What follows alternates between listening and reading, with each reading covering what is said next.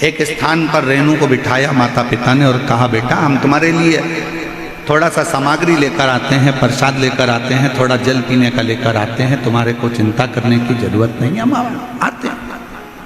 क्यों चिंता करते हो, क्यों टेंशन लेते हो, क्यों विचार करना है?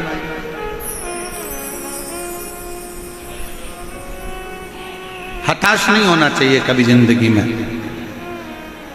भगवान पर अगर विश्वास कर रहे हो तो कभी ये मत सोचना कि मैं ठीक होऊंगा कि नहीं होऊंगा, मैं चल पाऊंगा कि नहीं चल पाऊंगा, मैं स्वस्थ होऊंगा कि नहीं होऊंगा। जो व्यक्ति के शरीर में गांठ आ जाती है, कहीं चेस्ट में गठान आ गई, कहीं बच्चादानी में गठान आ गई, कहीं पेट में गठान आ गई, कहीं शरीर में गठान आ गई, और डॉक्टर को दिखाने जाने से पहले इतनी टेंशन में आ जाती है कि गांठ हो गई, डॉक्टर ना जाने क्या बता देगा, कहीं मुझे बड़ा रोग ना बता दे, कहीं मुझे कैंसर ना बता दे, कहीं मुझे थायराइड की गठान ना बता दे, कहीं मुझे ये ना बता दे। रात दिन सोचती रहती है, रात दिन। मतलब तुझे भगवान पर भरोसा ही नहीं, दिन रात सोच रही है कहीं मुझे ये बीमारी तो नहीं हो जाएगी, कहीं मुझे ये बीमारी तो नहीं हो जाएगी, कहीं मुझे ये बीमारी तो नहीं हो जाएगी। और तुम बार बार मनन चिंतन उसी चीज का करोगे तो वो बीमारी तुमको एक ना एक दिन पकड़ ही लेगी। और अगर तुमने मनन चिंतन करना छोड़ दिया, ये तो छोटी मोटी गांठ है, कथा में सुना है मैंने, शंकर जी पे चढ़ा हुआ जल पीने से ठीक हो जाती है। डॉक्टर से जांच करवाऊंगी, डॉक्टर दवाई देगा, कुंदकेश्वर महादेव का नाम लेकर डॉक्टर की दी हुई दवाई को खाऊंगी और शंकर जी के मंदिर में एक लोटा जल चढ़ाऊंगी, ठीक हो जाऊंगी, पक्का पक्का। गठान 1 महीना 1.5 महीने के अंदर गलना ही पड़ेगा, क्योंकि तुमने विचार ही ऐसा करना। अगर कोई बहू जरा जरा सी बात बोलती है और तुम जरा जरा सी बात में लड़ाई करोगे तो झगड़ा बढ़ता जाएगा। बोलो बढ़ेगा कि नहीं बढ़ेगा, जम के बोलो जरा। बहू अगर कोई भी बात बोल रही है ना और तुम उससे लड़ाई करोगे, झगड़ा करोगे तो झगड़ा बढ़ता चले जाएगा। बहू ने कुछ बात की और तुमने बात करी तो झगड़ा बढ़ेगा। थोड़ी थोड़ी सी बात में अगर तुम बार बार मनन चिंतन करते रहोगे, मनन चिंतन करते रहोगे तो बीमारी बढ़ती जाएगी। अब बहू ने कुछ कहा और तुमने यहाँ से सुना और यहाँ से निकाल दिया, उसका जवाब ही नहीं दिया, तो झगड़ा होगा क्या?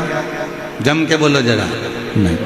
बेटे ने कुछ कहा और तुमने उस पर ध्यान ही नहीं दिया तो झगड़ा होगा क्या? नहीं। उसी तरह अगर कुछ शरीर में गांठ आ भी गई है, किडनी लीवर डॉक्टर ने बेकार बता भी दिया है, तो गलत मत सोचो, आप उस पर ध्यान देना थोड़ा कम करो, भगवान का भजन करो, डॉक्टर जो दवाई दे वो खाओ, शरीर की जांचें कराते रहो, जैसा जैसा डॉक्टर बोले वैसा वैसा करते रहो, और शंकर के मंदिर में एक लोटा जल चढ़ाते रहो। जब तुम ध्यान नहीं दोगे तो निश्चित है कि वो बीमारी तुम्हारे अंदर प्रवेश नहीं करेगी, वो बीमारी बाहर निकल जाएगी कि मुझे केयर ही नहीं कर रहा,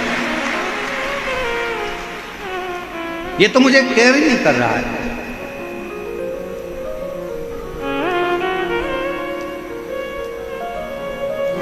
छोटा सा बच्चा, माँ बाप बैठे हैं, छोटा सा बच्चा गिर गया, माँ बाप बैठ रहे हैं, माँ बाप ने देख लिया तो बच्चा रोएगा कि नहीं रोएगा?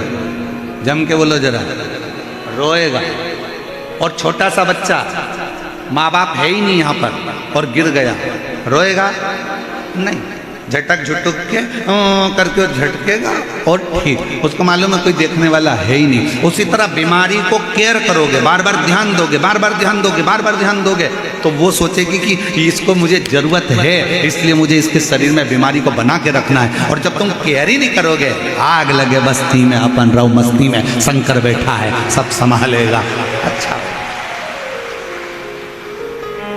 एक पत्र है, अच्छा है,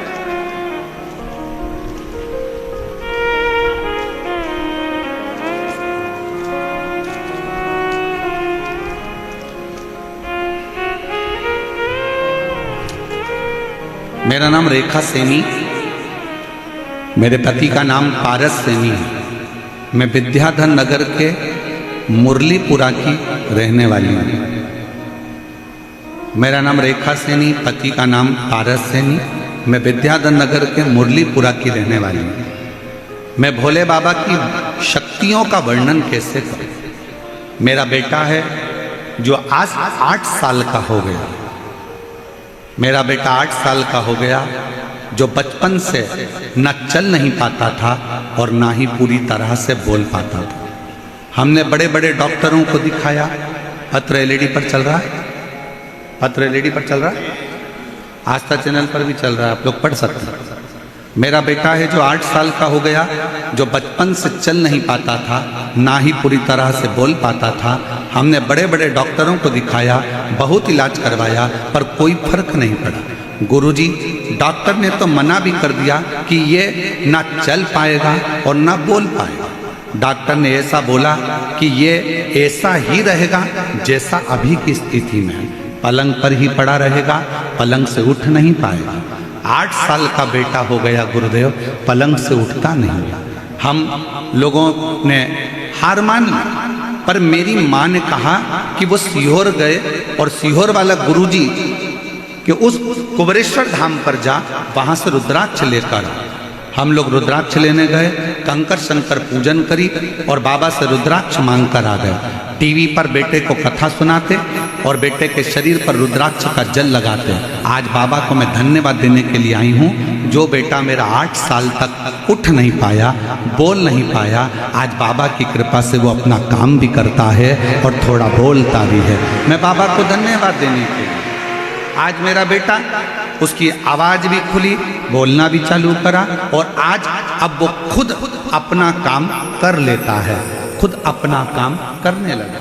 ये शिव है, ये शंकर है। कहीं बैठे हो तो बेलपत्र लेने के लिए आए।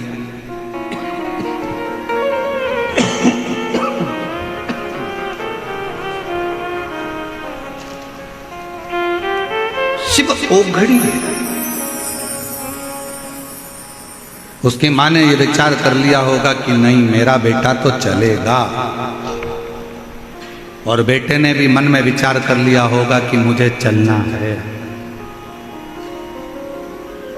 चल।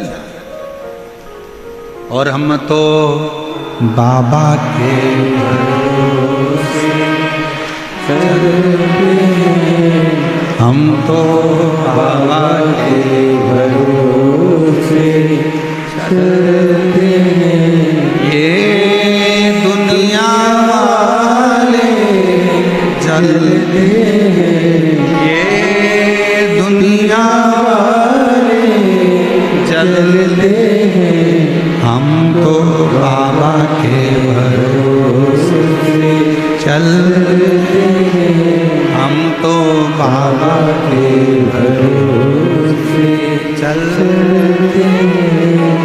डमरू वाले के भरोसे चलते हैं, काशी वाले के भरोसे चलते हैं, सीहोर वाले के भरोसे चलते हैं, हम तो बाबा के भरोसे चलते हैं। हम शिव के प्रति आश्रित हैं। रहनु भगत के माता पिता बिठाए, हम प्रसाद लेकर आते हैं, तुम यहाँ बैठो, जल लेकर आते हैं, तुम बैठो। मल्लिकार्जुन श्री सेलम की भूमि, भारत की भूमि पर जितने प्राचीन शिवालय हैं, भारत की भूमि पर जितने प्राचीन ज्योतिर्लिंग हैं, उपलिंग हैं, भारत की भूमि पर जितने शंकर के स्थान हैं, ये हमको ऊर्जा देते हैं, ऊर्जा। और शिव महापुराण की इस कथा में हम कहने में पीछे नहीं हटेंगे। ईसर गोरा शिव पुराण में आप लोगों से निवेदन करेंगे, आपके घर के नज़दीक में अगर कोई प्राचीन शिवालय है तो वहाँ हफ्ते में, 2 हफ्ते में, महीने में, साल भर में जाया करो। और जितने लोग शिव महापुराण की कथा को सुन रहे हैं उनसे भी कहेंगे, जब सारी दुनिया से हार जाओ, जब लगने लगे कि अब मेरा कोई रास्ता नहीं है, तब एक बार कुबेर भंडारी के दरवाजे पर सीहोर कुबरेश्वर धाम आकर कंकर को बीनो, कंकर कंकर को 5 कंकर बीनो रखो, पूजन करो, बाबा से विनय करो, एक कंकर अपने साथ में झोली में रखकर बाबा से विनती कर कर लेकर आ जाओ, रुद्राक्ष ले आओ। जब सब दूर से हार जाओ तब आखिरी में वो कुबेर भंडारी का दरवाजा जाओ उसके, और तेरे दरबार की निराली शान दे,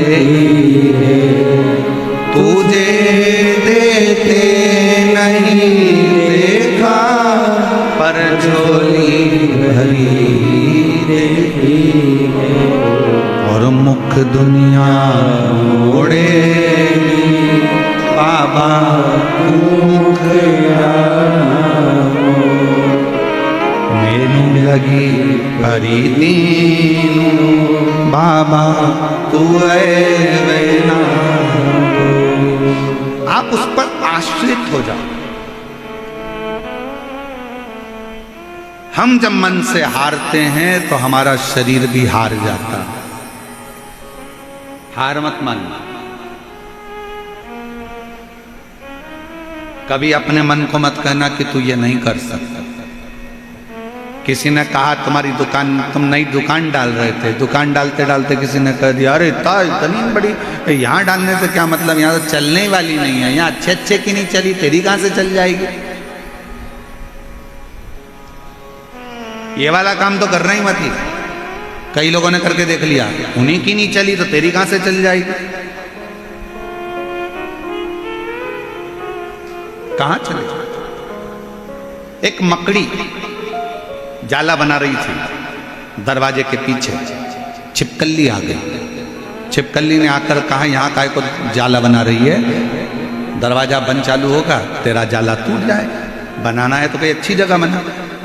मकड़ी गई खिड़की के पास, खिड़की पे जाला बनाने लगी। चिड़िया आ गई, चिड़िया ने कहा यहाँ काय को जाला बना रही है, हवा चलेगी कोई आएगा तोड़ देगा, कहीं और बना। मकड़ी गई दरवाजे के सामने जाला बनाने लगी। वहीं पर एक चींटी आई, चींटी ने कहा यहाँ काय को जाला बना रही हो, यहाँ जाला बनाओगी तो कोई भी तोड़ देगा। बेचारी मकड़ी परेशान होकर रह गई कि मैं जाला कहाँ बनाऊं। इतने में एक चूहा आया और चूहे ने कहा तेरी मर्जी पड़े वहां जाला बना, अगर तेरी सामर्थ्यता है तो कोई तोड़ नहीं सकता है, तू जहां बनाना चाहे वहां। दुनिया का काम है आपको डराना, वहां जाना मती, ऐसा हो जाएगा वैसा हो जाएगा, क्यों ऐसा कर रहे हो, तुम्हारे बस का नहीं है, तुम ये दुकान नहीं डाल सकते, तुम ये काम नहीं कर सकते, तुम ये ऐसा नहीं कर सकते, तू सीए क्लियर नहीं कर सकता, तेरा सरकारी जॉब नहीं लग सकता, तू ये नहीं बन सकता। क्यों हारे। एक लड़के का पत्र देखिए,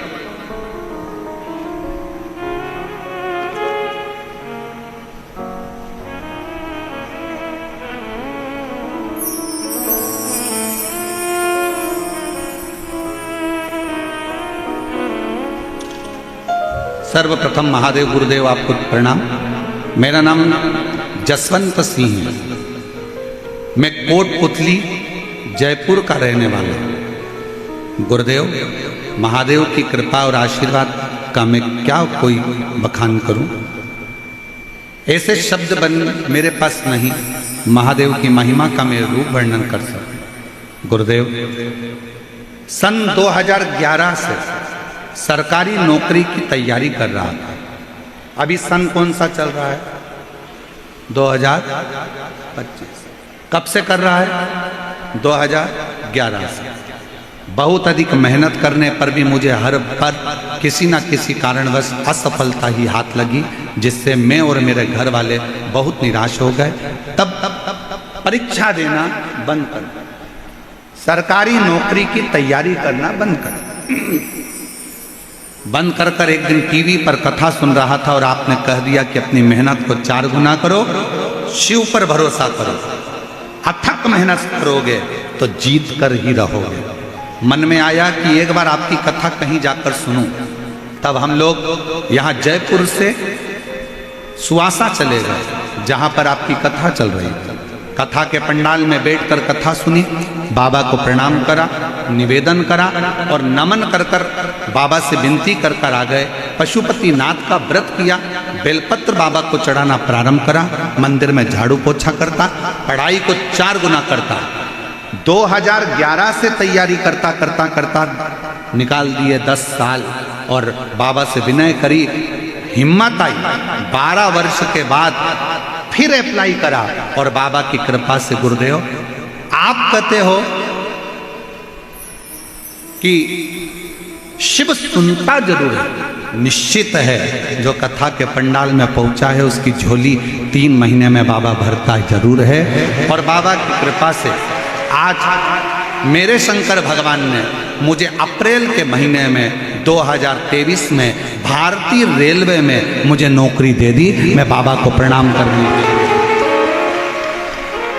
भारतीय रेलवे में अप्रैल 2023 में बाबा ने मुझे नौकरी दे दी। 12 साल के बाद कठिन परिश्रम करा है, 12 साल के बाद हिम्मत नहीं हारी और मेरे शिव ने दिया। शंकर आप मन को क्यों कहते हो कि हार गए?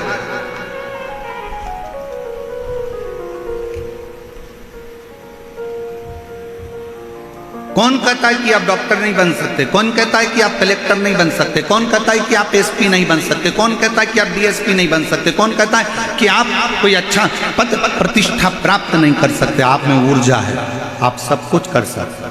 अच्छी एजुकेशन, विद्याध्ययन, अपनी लगन, अपनी मेहनत, रात दिन का संघर्ष आपको आपकी मंजिल तक भेजेगा। और शंकर जी पर करा हुआ भरोसा आपको हाथ पकड़कर भगवान शिव मंजिल तक पहुंचा। कोई कहे कि मैं चल नहीं सकता, डॉक्टर ने कहा है कि ये चलेगा नहीं, डॉक्टर ने कहा है ये कोमा में पड़ा रहेगा, डॉक्टर ने कह दिया कि ये ऐसा ही रहेगा, इसका उठना कठिन है। आप हृदय से अगर ठान लिए, हेडफोन लगाओ, बाबा की कथा का रस तत्व ग्रहण करो, भगवान से प्रार्थना करो, प्रतिदिन शंकर पर चढ़ा हुआ जल उस बीमार व्यक्ति के शरीर पर लगाओ, 2 बूंद उसके मुख में दो और विनती करो, मेरा शंकर ऐसा हो ही नहीं सकता कि नहीं दे। अकाल मृत्यु वो मरे जो काम करे चंडाल का, और काल उसका क्या बिगाड़े जो भक्त हो महाकाल। शिव की आराधना आपके मन को बल देती है, ऊर्जा देती है।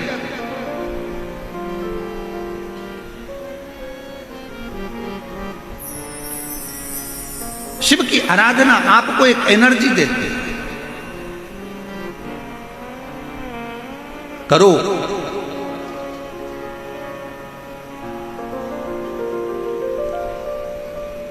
एक बहुत बड़ी बीमारी हो गई है लोगों को, बहुत बड़ी बीमारी। उस बीमारी से छुटकारा नहीं मिल रहा है पूरी दुनिया के लोगों को। क्या पता वो बीमारी लोगों को कब तक लगी रही। सबको लग गई, सब, हर आदमी बीमार है इस बीमारी से। और वो बीमारी कौन सी है? वो बीमारी है कल। कौन सी बीमारी है? कल। बेटा पढ़ाई कर ले, मम्मी कल से कर लूंगा, बिल्कुल इतनी जान झोंक दूंगा कि मैं क्लियर कर लूंगा। बेटा ये काम कर ले, मम्मी कल कर लूंगा। दुकान खोल ले, पंडित जी ने कल का मुहूर्त दिया और कल से पहले निपट गया तो कल का मुहूर्त। फैक्ट्री का मुहूर्त कल का। भगवान राम जी का राज्याभिषेक कल होने वाला था, रात में ही 14 वर्ष के लिए बन जाना पड़ा। कल किसने देखा? किस कल की बात करते हैं? दुनिया के नवयुवक बेटा बेटी, नवयुवक लड़के लड़कियों को ये रोग लग गया, ये बीमारी लग गई है। मम्मी कल, बस कल, बस कल। शिव महापुराण की कथा में शंकर भगवान पार्वती से कहते हैं कल कभी नहीं आता, आज जो कर लिया वो कल पलट देता है। जो आज कर लिया वो कल। मैं पढ़ाई करूंगा कल से, मैं टाइम टेबल बनाऊंगा कल से, मैं उठूंगा सुबह मॉर्निंग वॉक करने जाऊंगा कल से मैं मॉर्निंग वॉक करने जाऊंगा, कल से डॉक्टर को दिखाऊंगा, कल ये काम करूंगा, कल वो काम करूंगा, कल। ये बहुत बड़ी बीमारी है जो आजकल के नवयुवक बेटा बेटियों को, आज के व्यक्ति को ये बीमारी लग गई है, जो हर चीज कल पर टालते हैं। और शिव महापुराण की कथा कल का भरोसा नहीं करना बताती। शिव पुराण की कथा कहती है अगर आप आज मजदूरी कर रहे हो, आज आपने मेहनत करी है, तो उसका फल कल देखने को मिलेगा। आप आज से चालू करो, आज से करो ना। पर हमने ये ना जाने कौन सी बीमारी अपने अंदर लाकर रख ली। कल बहू कहती है मैं कल मम्मी ये सारा गेहूं कल साफ कर दूंगी, ये सारी दाल कल साफ कर दूंगी, मम्मी मैं कल अलमारी साफ करूंगी, मम्मी कल मैं घर साफ करूंगी। और घर साफ करने बैठी थी और मामा जी आके बैठ गए तो रिश्तेदार आकर बैठ गए तो कौन सा घर साफ कर लेगी, कौन सा काम कर लेगी। मम्मी कल मैं ये काम करूंगी, कल नहीं, काल करे सो। ये तो पुरानी कहावत है, कितनी सुंदर है। काल करे सो आज कर, आज करे सो अब पल में परलय हो जाएगा। शिव नाम जपेगा तू आज कल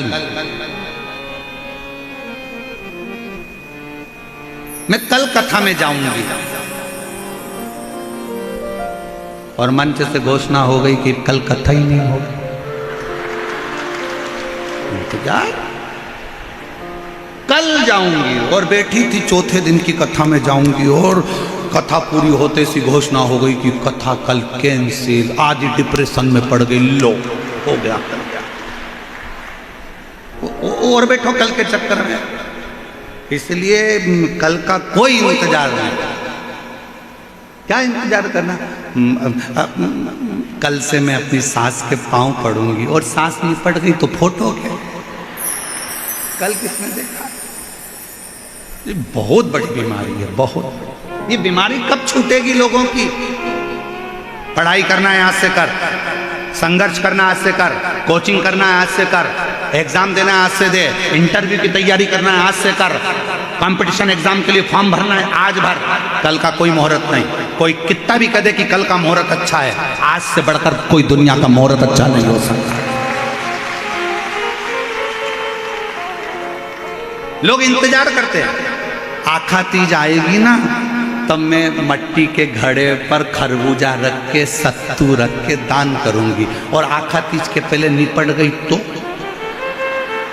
मालूम पड़े वो मटकी तेरी शमशान में बंधी। क्या करें। इंतजार करते हैं बस। अब की बार दिवाली आएगी ना तो मैं वो एक कथा है ना कितनी सुंदर। एक पति पत्नी घूमने के लिए गए और विदेश घूमने गए और पत्नी ने पति से कहा यहाँ पर गोल्ड सस्ता है, एक हार दिला दो। पति ने उसको गोल्ड का हार दिला दिया। पति ने कहा पहन ले। पत्नी बोली अभी नहीं, शादी की सालगिरह वाले दिन पहनूंगी। शादी की सालगिरह आ गई। पति ने कहा मैंने तुझे हार दिलाया था वो पहन ले। पत्नी बोली अभी नहीं, देवर के लड़के की पक्की हो गई ना शादी तो मैं जब ही पहनूंगी। और उसके पहले पत्नी निपट गई। अर्थी पे उसको सुलाया। पति रोता रोता अंदर गया, हार निकाल के लाया, पत्नी को पहनाने लगा। बेस्ट फ्रेंड बोला पति का इसको क्यों पहना रहा, अब ये मर चुकी है। इतने में पति रोता रोता बोला मैं रोज कहता था पहन ले पहन ले पहन ले पहन ले, और ये हमेशा कहती थी बस पहनूंगी पहनूंगी पहनूंगी। उस चक्कर में निपट गई। इसलिए मेरी जयपुर की जीजियों तुम्हारी अलमारी में जितनी साड़ी रखी सब पहनो।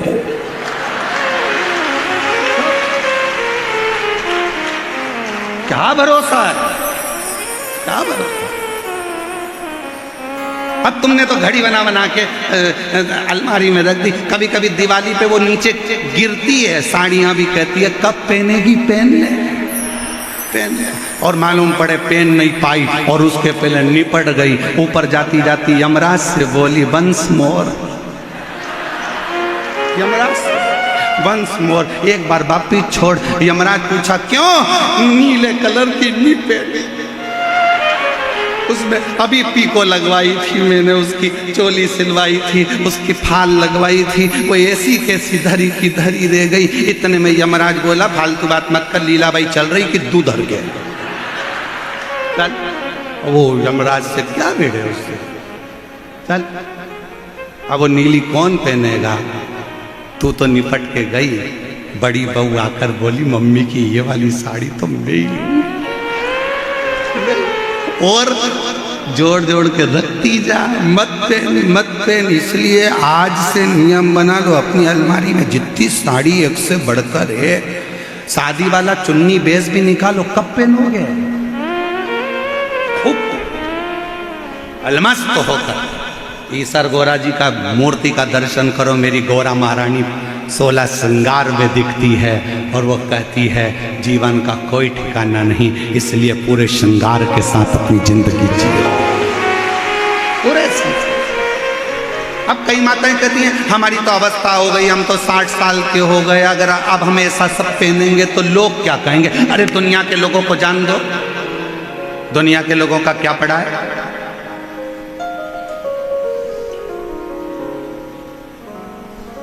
दुनिया के लोगों का क्या?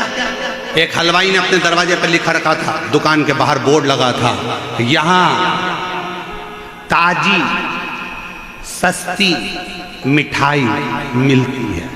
एक व्यक्ति आया चाय पीने, उसने कहा फालतू की बात लिख रखी है, सबको मालूम है कि यहाँ ताजी और सस्ती मिठाई मिलती है, ये ताजी लिखना ही नहीं है तुमको। उसने उसके कहने पे वो ताजी हटाया। अब क्या लिखा था? यहाँ सस्ती मिठाई मिलती है। दूसरा व्यक्ति आया, सबको मालूम है कि तुम्हारे यहाँ तो सस्ती मिठाई मिलती है, सस्ती लिखने से मतलब क्या? उसने सस्ती को हटा दिया। अब लिखा था यहाँ मिठाई मिलती है। दूसरा फिर आया, उसने कहा सबको मालूम है कि यहाँ मिठाई मिलती है, यहाँ कौन से टायर मिलते हैं कि किराने का सामान मिलता है, मिठाई की दुकान पे मिठाई मिलती है, ये लिखने की जरूरत क्या? उसने काट दिया। अब केवल मिठाई हटा दी, लिखता है यहाँ मिलती है। फिर अगला आया, अरे पागल हो गया है, कम से कम लिख तो सही कि यहाँ मिठाई मिलती है। उसने सिर घुमाकर कहा गजब की दुनिया है, ये जीने नहीं दे सकती, पहले खुद ही मना करती है और फिर खुद ही चालू करती है, ये जीने नहीं दे सकती, इसको समझना चाहिए। दुनिया है, जीने नहीं दे सकते। आप अपनी मस्ती में जियो। 60 साल के हो गए, 65 साल के हो गए, 70 साल के हो गए, सोच के बैठ गए अब हमारा तो जीवन निकल गया, अब हमारा। अरे मरने की आखिरी घड़ी तक तुम्हारी जिंदगी में तुम्हारे चेहरे पर मुस्कुराहट होना चाहिए, तुम्हारी स्माइल होना चाहिए और तुम्हारा जीवन आनंदित होना चाहिए। आग लगे बस्ती में अपन रहो। और अगर कोई तुमसे कह भी दे तो वो एक डायलॉग मारा था ना, वो मुंबई के कलाकारों ने, बुढ़ा तेरा बाप। अभी कोई अपन बुजुर्ग है, शिव को पाने की कोई उम्र नहीं है, शंकर को पाने की कोई अवस्था नहीं, शिव को पाने की कोई उम्र।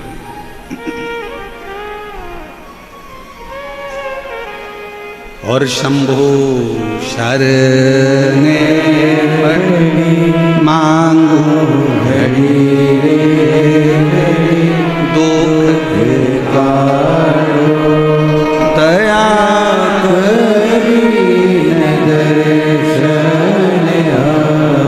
अब रहनु भगत ने विचार करा, ठीक है मम्मी माता पिता मेरे लिए जल लेने गए हैं, बैठा है शिव की भक्ति में, शिव की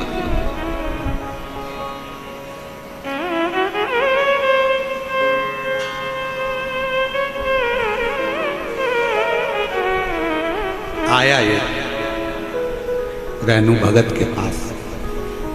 नेत्र नहीं है, आंखों से दिखता नहीं, नयन नहीं है, आंखों से दिखता नहीं।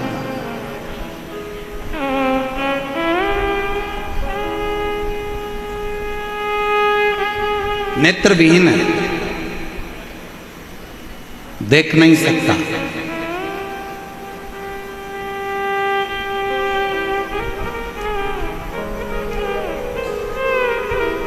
और उसके पास में एक व्यक्ति आकर बैठा, क्या नाम है तुम्हारा? रहनु भगत ने कहा मैं रहनु। रहनु? हाँ ठीक है। कहाँ से आए हो? केरल प्रदेश के पास में से मेरा निवास है, वहां से हम लोग आए। अच्छा, कौन कौन आए हो? माता पिता और मैं आया।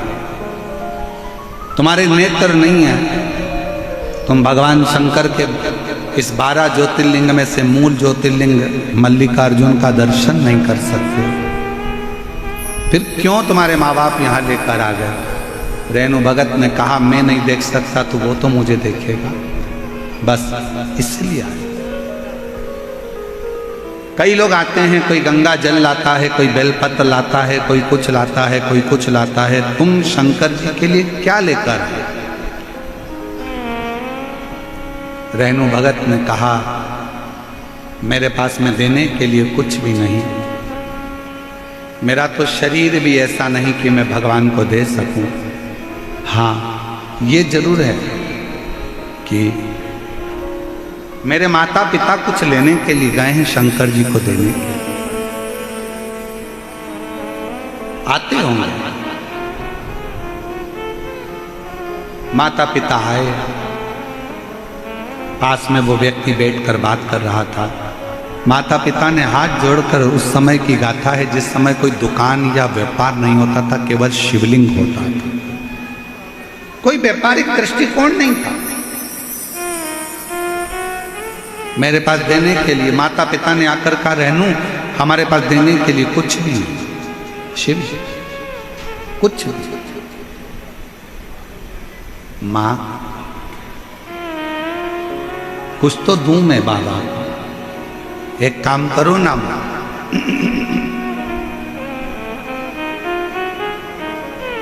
आपके पास देने के लिए कुछ नहीं है और मेरी आंखें नहीं है, मुझको शिव को ही ना दे दो, शंकर को। जगत गुरु शंकराचार्य जी की एक कथा आती है कि जगत गुरु शंकराचार्य जी अपनी माता कपड़े धोने के लिए जलाशय में गई थी और जगत गुरु शंकराचार्य जी पानी में चले गए और पानी में जाकर जगत गुरु शंकराचार्य जी ने चिल्लाना चालू करा, मां मुझे मगर ने पकड़ लिया, छोड़ता नहीं है, छोड़ता नहीं। अब क्या करूं मैं आती हूं तुझे बचाने के लिए। शंकर कहते हैं नहीं मां तू मत आ, अब मैं जा तो रहा हूं ना मां, मगर मुझे छोड़ने वाला नहीं है, तो तू एक काम कर कि मुझे शंकर को ही, मुझे तू शिव जी को दे दे। जगत गुरु शंकराचार्य जी छोटी सी अवस्था में कहते संकल्प छोड़ मां कि आज से मैं आपका बेटा नहीं, आज से मैं शंकर का बेटा, शिव का बेटा। जगत गुरु शंकराचार्य जी ने बाल्यावस्था में अपनी मां से कहा, मां ने हाथ में जल लिया, मां जल्दी से तू संकल्प छोड़ जिससे मुझे ये मगर छोड़ देगा। और मां ने हाथ में जल लेकर कह दिया आज से मेरा बेटा शंकर का बेटा है, शिव का बेटा है। और जल छोड़ते से जगत गुरु शंकराचार्य जी बाहर निकल कर आए। 4-5 वर्ष की अवस्था थी। गुरुदेव शंकर भगवान की ओर हाथ जोड़कर मां कहने लगी चल अपन घर चले। बेटा कहता है मां तूने तो मुझे शंकर को दे दिया, अब कहां मैं तेरे घर जाऊंगा। कहां वो बात रेणु भगत को स्मरण में थी। जब तुम्हारे बेटे की शादी नहीं हो रही हो, तुम्हारी बेटी की शादी नहीं हो रही हो, जब तुम्हारा सब कुछ बर्बाद सा हो गया हो और कुछ भी तुम्हारा नहीं बचा हो, उस समय तुम नानी बाई के मायरे का स्मरण करना। नानी बाई के मायरे में लिखा है नरसिंह मेहता घर से निकल गए थे, उनके पास में कुछ नहीं था, पत्नी थी, नानी बाई बेटी थी, बेटा था श्यामलदास, केवल इसके सिवाय कुछ नहीं। बेटी, बेटा, पत्नी और नरसिंह मेहता, केवल 4 लोग थे। कहाँ जाते? शंकर जी के मंदिर में जाकर नरसिंह मेहता की पत्नी ने और नरसिंह जी ने कह दिया था, हम हाथ में जल लेकर कहते हैं आज से हमारा कोई नहीं है, अब हम आपके पुत्र हैं, आपकी पुत्री हैं, आपको संभालना है, अब हमारा कोई नहीं, कोई। और देख लिया संसार हमने, देख लिया सब मतलब के यार हमने, देख लिया झूठे नाते, झूठे रिश्ते, झूठे ना झूठा है संसार हमने देख लिया। बेटे की शादी नहीं हो रही है, शंकर जी को दे दो, आज से तुम्हारा बेटा है, मेरा बेटा नहीं है। मैं नहीं कहूंगी कि ये मेरा बेटा है, तुम्हारा है। बेटी की शादी नहीं हो रही है, तुम्हारा है। फैक्ट्री नहीं चल रही, हमारी है ही नहीं, हम तो नौकर है, तुम्हारी है। दुकान नहीं चल रही, शिव को सेठ बनाओ, अपन नौकर बन जाओ, तुम्हारी है, अब तुम चला। तेरे भरोसे है मेरी तू जाने, हमारा है ही नहीं। किसका है? शंकर जी। मां देने के लिए कुछ नहीं है, रहनों ने कहा कि मुझे शिव को दे दो, मुझे शिव, हमारा कुछ है ही नहीं।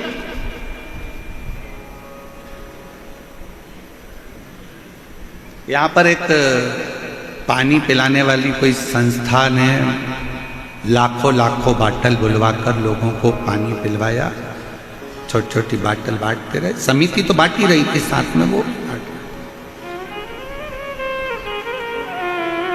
मैं अनिल संत जी हमको मिलने के लिए जब आए तो मैं अनिल संत जी को बहुत धन्यवाद दूंगा इस चीज के लिए। अनिल संत जी ने एक बात कही, गुरुदेव, हमने कहा कि जयपुर के लोग शिव भक्तों को पानी वगैरह पिला रहे हैं, तो अनिल संत जी ने जो शब्द कहा, मैं अनिल संत जी को इसके लिए धन्यवाद देता। अनिल संत जी बोले कि गुरुदेव, हमारा जयपुर का एक एक बच्चा और हमारे जयपुर का एक एक व्यापारी और हमारे जयपुर का चाहे छोटा व्यक्ति हो बड़ा व्यक्ति हो, जिससे जितनी सेवा बन रही है वो दिल और जान लगाकर सेवा कर रहा है। दिल और मैं अनिल संत जी को इसके लिए धन्यवाद दूंगा, बहुत बहुत साधुवाद दूंगा इसका। हर व्यक्ति सेवा में लगा है, हर व्यक्ति।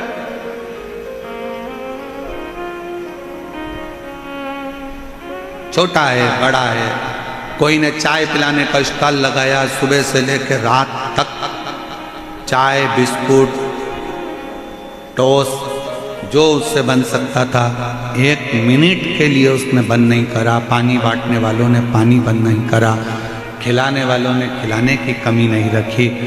इतनी कृपा, बहुत बहुत जयपुर वालों, गजब की तुम्हारी भक्ति है जो तुम लोगों ने इतनी सेवा की। धन्य साधुता, साधु। और यहाँ की सरकार को, यहाँ की प्रशासन को, पुलिस प्रशासन को, यहाँ के आईजी, डीआईजी, कमिश्नर, यहाँ के कलेक्टर, यहाँ की एसपी, एसएसपी, एसडीएम, तहसीलदार, टीआई, यहाँ के एक एक पुलिस कांस्टेबल को मैं धन्यवाद दूंगा। पूरी रात जागकर आप लोगों ने ऐसी सेवा करी है कि भक्तों को संभालना और उसकी व्यवस्था, साधुता। समिति कर रही है, समिति के साथ आपका जो श्रेय वो सेवा का प्रकल्प करो। मां मुझे दे दो तुम दान, मुझे। मां कहती ऐसे कोई होता है कि अपने बेटे को मैं दे दूं, तेरी आंखों से दिखता नहीं, कौन तुझे संभालेगा, कौन तुझे साधेगा, कौन संभालेगा।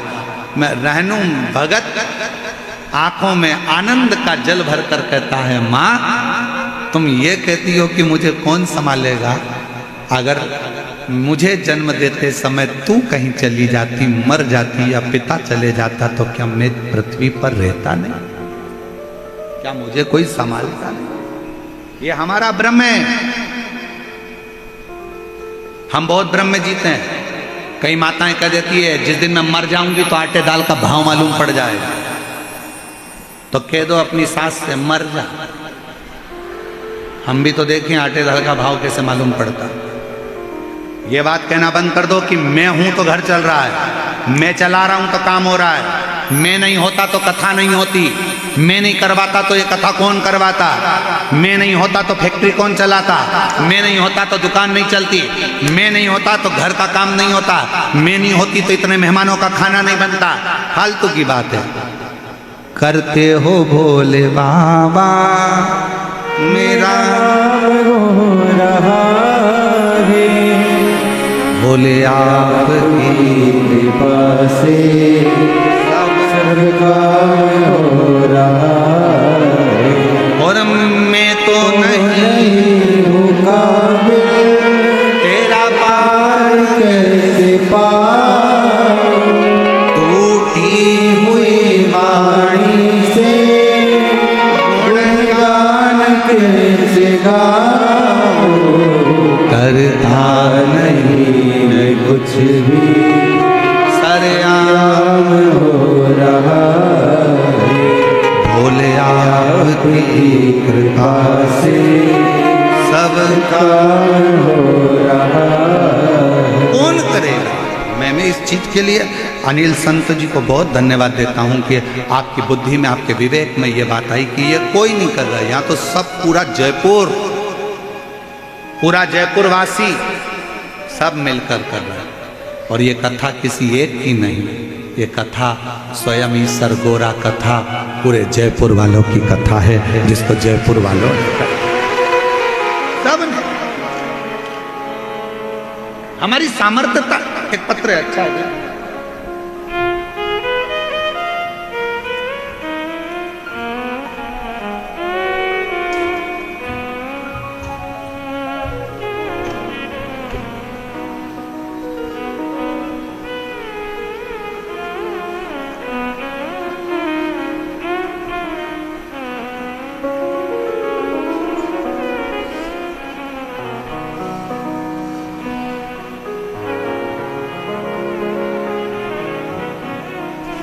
एक पत्र अच्छा भेजा है किसी ने,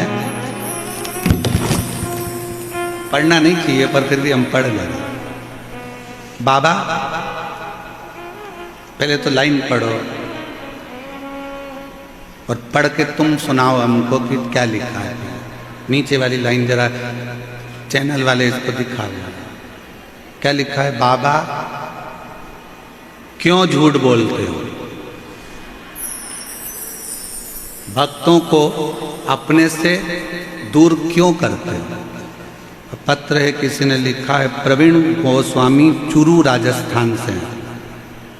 आप कल कथा में बोले कि आप कुछ नहीं करते, मेरा हाथ मत रखवा, पर गुरुदेव मेरी जिंदगी तो आपने ही बदली है। गुरुदेव आपसे मिला पुष्कर में, आप मेरे को हाथ रखकर कहा क्यों चिंता करता है, भोले पर भरोसा रख, रो मत, अगली कथा में मिलेगा। और बाबा ने मेरी सरकारी नौकरी लगवा दी रेलवे में। मैं बाबा को फिर फालतू की बात, व्यर्थ की बात है साहब। शंभू अगला पत्र देखिए। राम प्रकाश शर्मा, मेरी धर्मपत्नी श्रीमती, क्या लिखा है, श्रीमती दिव्या, श्रीमती दिव्या शर्मा, पता है भावली मथुरा उत्तर प्रदेश। बाबा की असीम कृपा का वर्णन है गुरुदेव। मैं उत्तर प्रदेश के जिला मथुरा में रहने वाली हूँ गुरुदेव। हमारे यहाँ 16 वर्ष से संतान नहीं थी, 16 वर्ष से संतान का सुख नहीं था।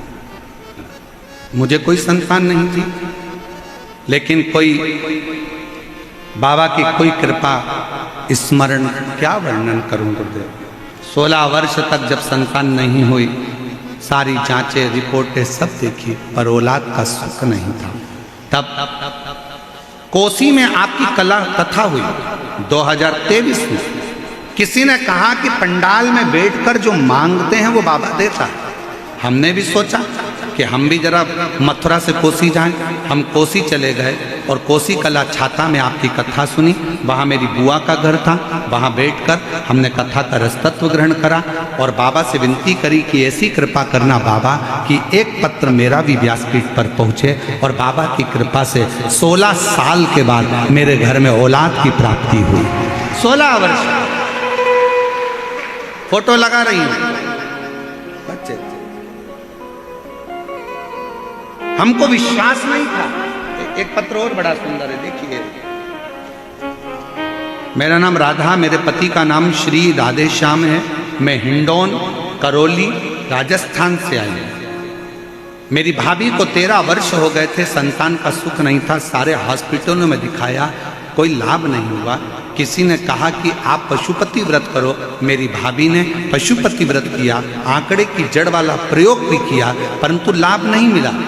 हम टीवी पर रोज आपकी कथा सुनते हैं। आपसे आपने कहा था कि पंडाल में कथा सुनने पर जो मांगा जाता है बाबा जरूर देता है।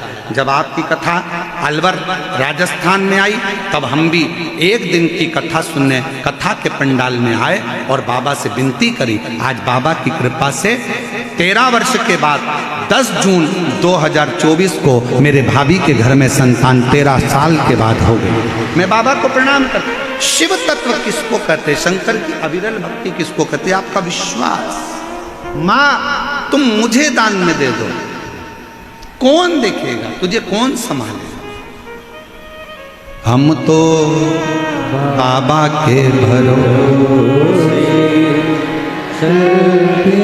कौन संभालेगा तुझको, कौन, तेरी आंखें नहीं है कौन तुझे देखेगा, तेरी आंख नहीं है कौन तुझे संभालेगा, कौन तुझे जानेगा, कौन तेरा स्मरण करेगा, कौन तुझे जानेगा। नहीं भाई, शिव कथा कहती है जिसने जन्म दिया है उसने सब दिया है।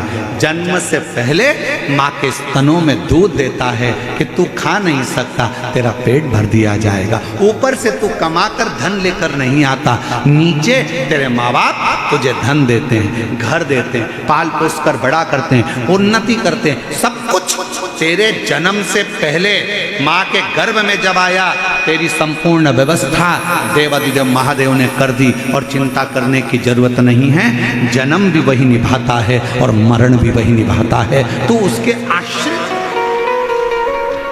तू उसके आश्रित।